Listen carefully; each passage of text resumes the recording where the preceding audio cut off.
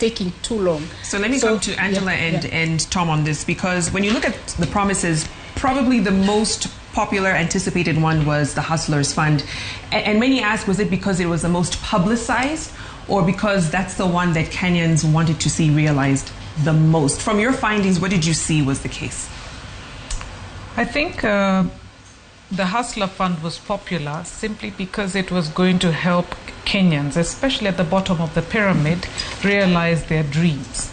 And I think, as Carol has aptly put it, synthesizing and making, the electorate really understand what those promises mean to them is something that perhaps has been lacking. Yeah. So the promise and the actual reality of the deliverable, has resulted in a disconnect.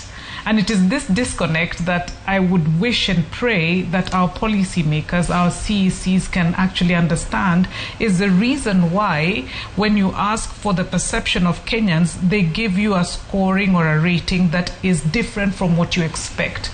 So here you are sitting in your boardrooms and talking about, what you have done. I've listened in great detail to the things that have been done, and they sound very commendable.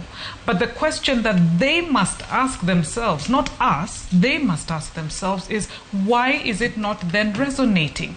If you're doing all these things as wonderfully as you're saying you are, as efficiently and effectively, why are you still getting this low ratings from the citizenry? And that means that they have to roll up their sleeves and go down to the ground and actually really understand whether those things that are from the policy perspective, which is what is their core mandate, is actually, boiling down to the citizenry at the bottom. I think that in essence is the way I would